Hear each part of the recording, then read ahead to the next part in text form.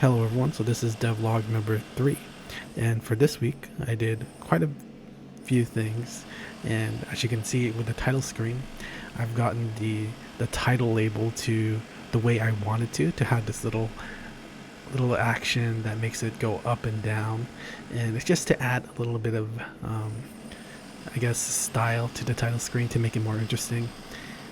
And then on top of that, so we have these 3 buttons here, but when we hover over them, it's gonna scale up and then scale back down, and it does this for all the different buttons. And I just thought, again, it adds to that interest factor. Like, it makes the title screen more interesting. There's a lot of moving actors or things in the screen, which makes it more appealing, I guess.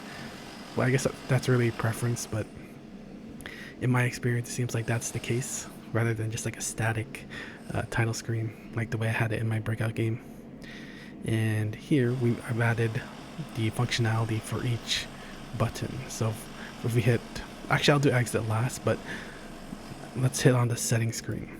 So here I've also finished creating the settings screen this week, and what you'll notice is that the background image is still there with its sliding action, and also I darkened it a bit so that the setting screens can pop up more, which makes it easier for the user to interact with the settings.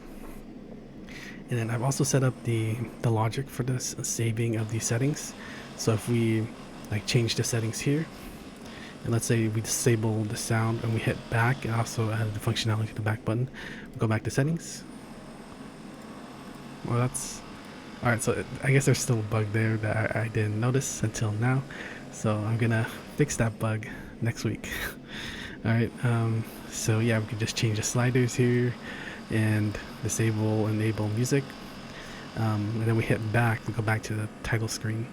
And then if we do start, the start works, but it just takes us to an empty screen because I haven't really started the game screen just yet. And to be honest with you, I'm not really sure how to go about it yet, so I think the next time I do work on it, I'm gonna start planning on how I want the project structure to look when I'm making the game screen. So yeah, and then the last thing I did is add this functionality to the exit button, and it's pretty simple. So you just press exit and the whole game just closes just like that. So yeah, so that's pretty much ends it for this update, and I'll see you guys next time. Peace.